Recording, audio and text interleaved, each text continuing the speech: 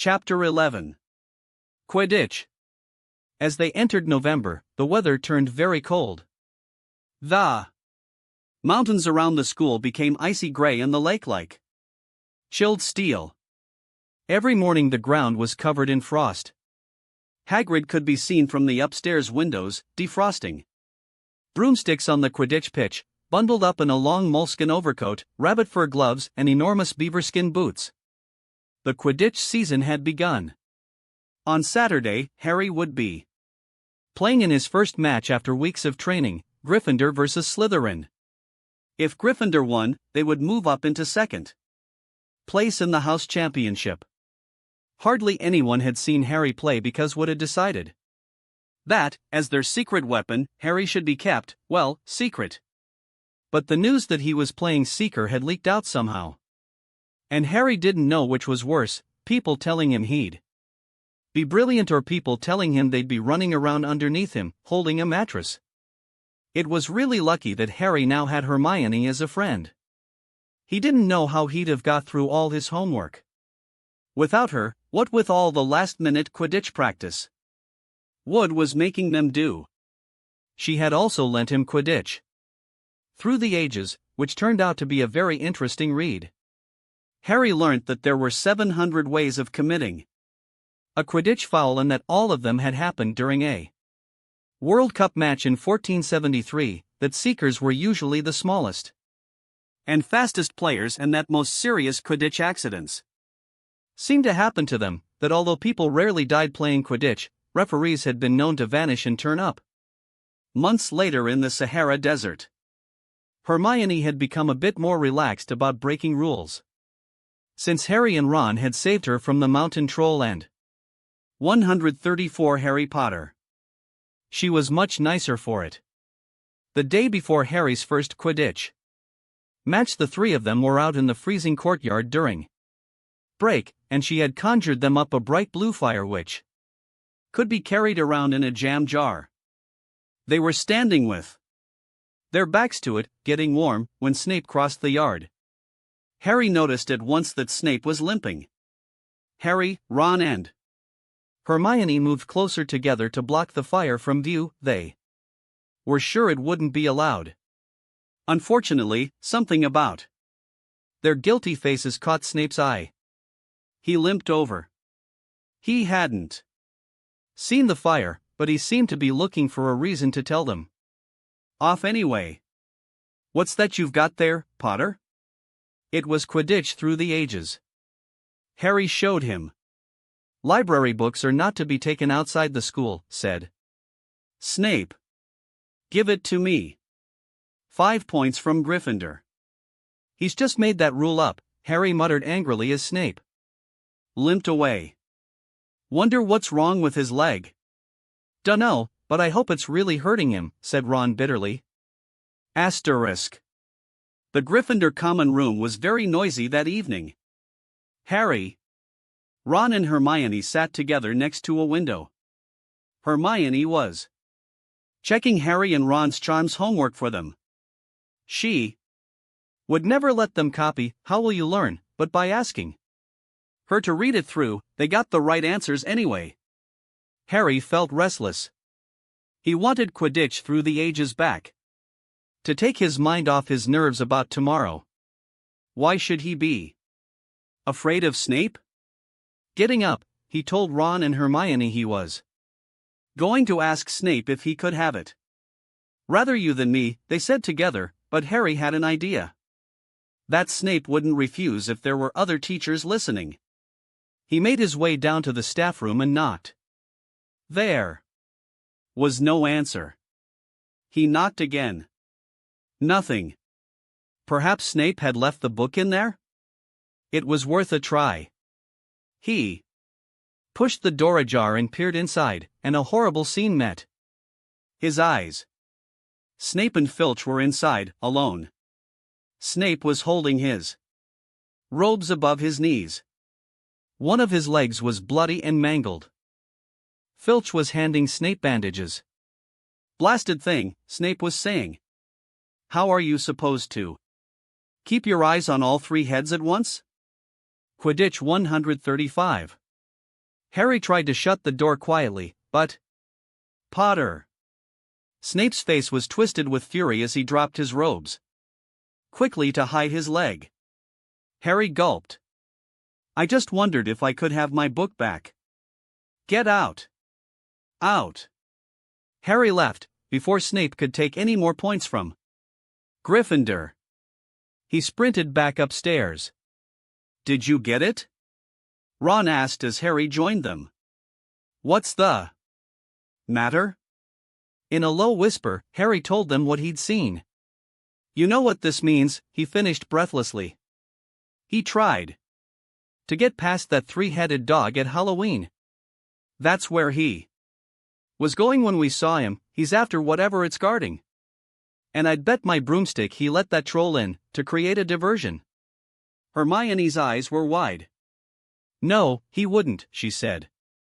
I know he's not very nice, but he wouldn't try and steal something Dumbledore was keeping safe. Honestly, Hermione, you think all teachers are saints or something, snapped Ron. I'm with Harry. I wouldn't put anything past Snape. But what's he after? What's that dog guarding? Harry went to bed with his head buzzing with the same question. Neville was snoring loudly, but Harry couldn't sleep. He tried to empty his mind. He needed to sleep, he had his first Quidditch match in a few hours, but the expression on Snape's face when Harry had seen his leg wasn't easy to forget. Asterisk. The next morning dawned very bright and cold. The Great Hall was full of the delicious smell of fried sausages and the cheerful chatter of everyone looking forward to a good Quidditch match. You've got to eat some breakfast. I don't want anything. Just a bit of toast, wheedled Hermione. I'm not hungry. Harry felt terrible. In an hour's time he'd be walking onto the pitch. Harry, you need your strength, said Seamus Finnegan. Seekers are always the ones who get nobbled by the other team. Thanks, Seamus, said Harry, watching Seamus pile ketchup on his sausages. 136 Harry Potter. By 11 o'clock the whole school seemed to be out in the stands around the Quidditch pitch. Many students had binoculars. The seats might be raised high in the air, but it was still difficult to see what was going on sometimes. Ron and Hermione joined Neville, Seamus, and Dean the West Ham fan up in the top row. As a surprise for Harry, they had painted a large banner on one of the sheets Scabbers had ruined. It said Potter for President, and Dean, who was good at drawing, had done a large Gryffindor lion underneath. Then Hermione had performed a tricky little charm so that the paint flashed different colors. Meanwhile, in the changing rooms, Harry and the rest of the team were changing into their scarlet Quidditch robes. Slytherin would be playing in green. Wood cleared his throat for silence. Okay, men, he said. And women, said Chaser Angelina Johnson. And women, Wood agreed. This is it. The big one, said Fred Weasley. The one we've all been waiting for, said George. We know Oliver's speech by heart, Fred told Harry. We were in the team last year. Shut up, you two, said Wood. This is the best team Gryffindor's had in years. We're going to win. I know it. He glared at them all as if to say, or else. Right. It's time. Good luck, all of you. Harry followed Fred and George out of the changing room and, hoping his knees weren't going to give way, walked onto the pitch. To loud cheers. Madame Hooch was refereeing. She stood in the middle of the pitch, waiting for the two teams, her broom in her hand. Now, I want a nice fair game, all of you, she said, once they were all gathered around her. Harry noticed that she seemed to be speaking particularly to the Slytherin captain, Marcus Flint, a fifth year. Harry thought Flint looked as if he had some troll blood in him. Out of the corner of his eye he saw the fluttering banner high above, flashing Potter for president over the crowd. His heart skipped. He felt braver. "Mount your brooms, please." Harry clambered onto his Nimbus 2000. Quidditch 137. Madame Hooch gave a loud blast on her silver whistle. 15 brooms rose up, high into the air. They were off. And the quaffle is taken immediately by Angelina Johnson of Gryffindor. What an excellent chaser that girl is, and rather attractive, too. Jordan. Sorry, Professor. The Weasley twins' friend, Lee Jordan, was doing the commentary for the match, closely watched by Professor McGonagall. And she's really belting along up there, a neat pass to Alicia. Spin net, a good find of Oliver Wood's, last year only a reserve. Back to Johnson and, no, Slytherin have taken the quaffle. Slytherin captain Marcus Flint gains the quaffle and off he goes. Flint flying like an eagle up there, he's going to SCNO, stopped by an excellent move by Gryffindor keeper Wood and Gryffindor. Take the quaffle, that's chaser Katie Bell of Gryffindor there, nice. Dive around Flint, off up the field and, ouch, that must have hurt, hit in the back of the head by a bludger, quaffle taken by Slytherin, that's Adrian Pusey speeding off towards the goalposts. But he's blocked by a second bludger, sent his way by Fred or George Weasley, can't tell which, nice play by the Gryffindor beater, anyway, and Johnson back in possession of the quaffle, a clear field ahead and off she goes, she's really flying, dodges a speeding bludger, the goalposts are ahead, come on, now. Angelina, keeper Bletchley dives, misses, Gryffindor. Score. Gryffindor cheers filled the cold air, with howls and moans from the Slytherins. Budge up there, move along. Hagrid. Ron and Hermione squeezed together to give Hagrid enough space to join them. "Been watchin' from me hut," said Hagrid, patting a large pair of binoculars round his neck, "but it isn't the same as bein' in the crowd." "No sign of the snitch yet, eh?" "Nope," said Ron. "Harry hasn't had much to do yet." "Kept out of trouble, though, that's somethin'," said Hagrid, raising his binoculars and peering skywards at the speck that was Harry. Way up above them, Harry was gliding over the game, squinting. 138 Harry Potter. About for some sign of the snitch. This was part of his and Wood's game plan. Keep out of the way until you catch sight of the snitch, Wood had said. We don't want you attacked before you have to be. When Angelina had scored, Harry had done a couple of loop-de-loops to let out his feelings. Now he was back to staring around for the snitch. Once he caught sight of a flash of gold, but it was just a reflection from one of the Weasleys' wristwatches.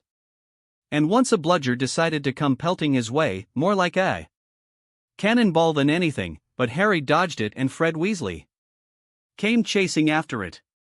"All right there, Harry," he had time to yell, as he beat the bludger furiously towards Marcus Flint. "Slytherin in possession," Lee Jordan was saying.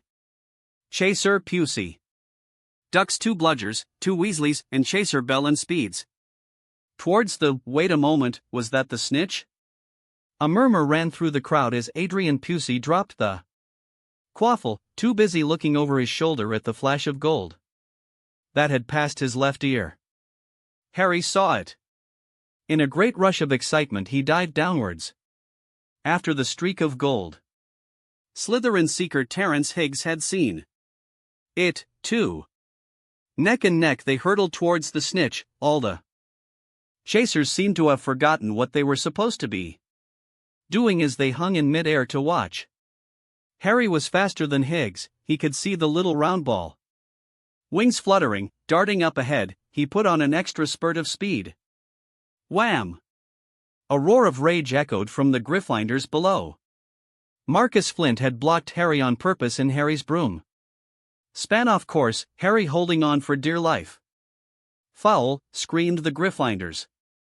Madame Hooch spoke angrily to Flint and then ordered a free shot at the goalposts for Gryffindor. But in all the confusion of Course, the Golden Snitch had disappeared from sight again. Down in the stands, Dean Thomas was yelling, "Send him off. Ref. Red card." "This isn't football, Dean," Ron reminded him. "You can't send people off in Quidditch, and what's a red card?" But Hagrid was on Dean's side. "They oughta change the rules. Flint coulda knocked Harry out of the air." Quidditch 139. Lee Jordan was finding it difficult not to take sides. "So, after that obvious and disgusting bit of cheating, Jordan," growled Professor McGonagall. "I mean, after that open and revolting foul. Jordan, I'm warning you." All right. Flint nearly kills the Gryffindor seeker. Which could happen to anyone, I'm sure, so a penalty to Gryffindor, taken by Spinnet, who puts it away, no trouble, and we continue play, Gryffindor still in possession. It was as Harry dodged another bludger which went spinning dangerously past his head that it happened. His broom gave a sudden, frightening lurch.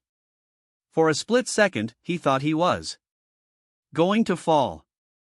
He gripped the broom tightly with both his hands and knees. He'd never felt anything like that. It happened again. It was as though the broom was trying to buck him off. But Nimbus 2000s did not suddenly decide to buck their riders off. Harry tried to turn back towards the Gryffindor goalposts. He had half a mind to ask Wood to call time out, and then he realized that his broom was completely out of his control. He couldn't turn it. He couldn't direct it at all. It was zigzagging through the air and every now and then making violent swishing movements which almost unseated him. Lee was still commentating. Slytherin in possession, Flint with the quaffle, passes Spinnet. Passes Bell, hit hard in the face by a bludger, hope it broke his nose, only joking, Professor, Slytherin score, oh no. The Slytherins were cheering. No one seemed to have noticed that Harry's broom was behaving strangely. It was carrying him slowly higher, away from the game, jerking and twitching as it went.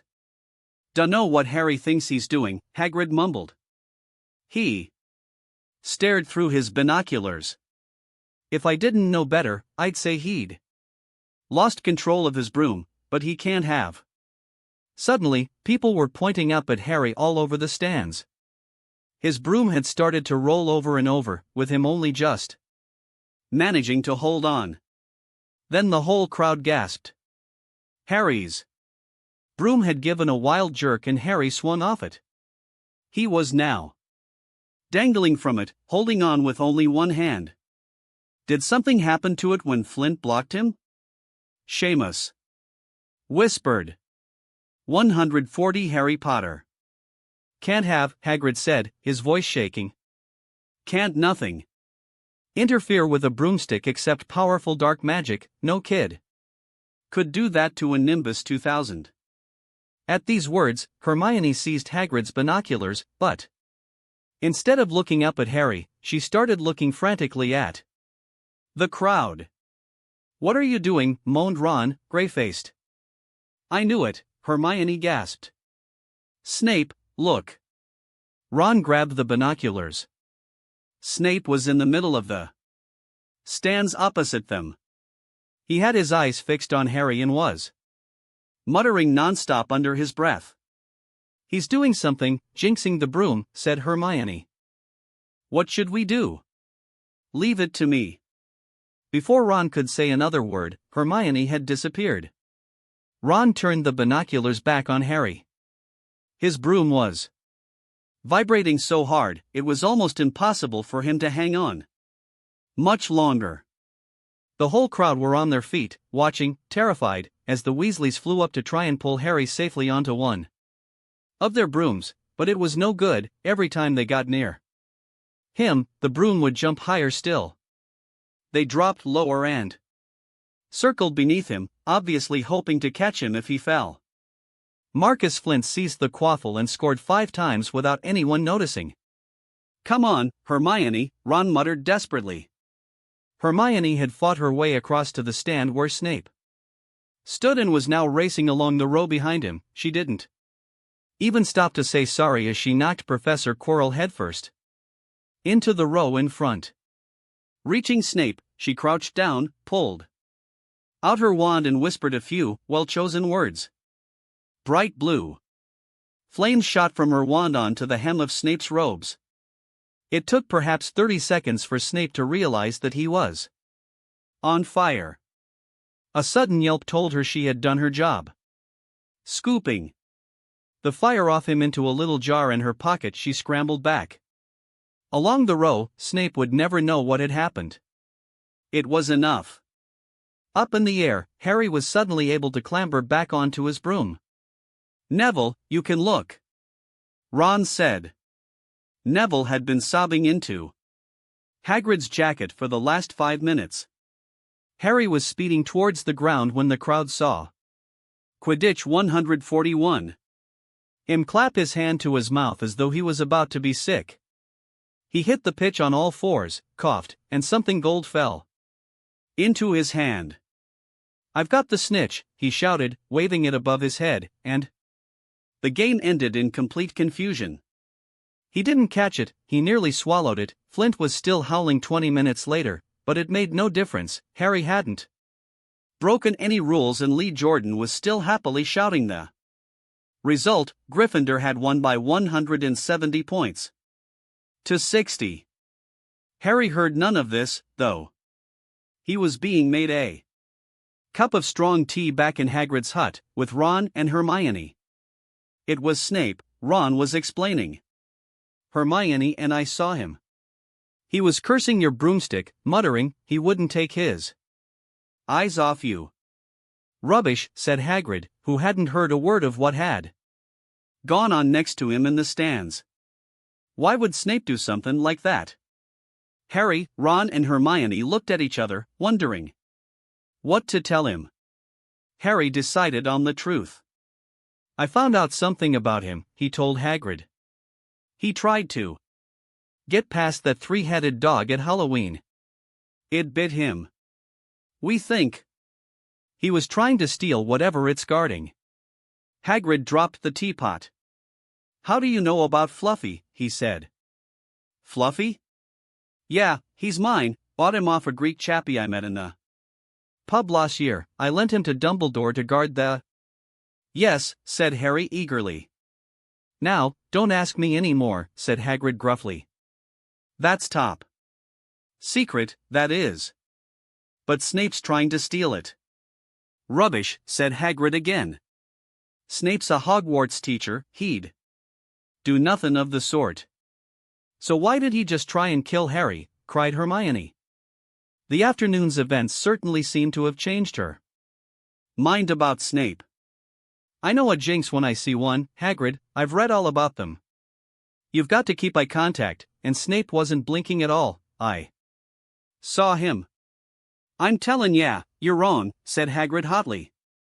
I don't know why. 142 Harry Potter. Harry's broom acted like that, but Snape wouldn't try and kill a student.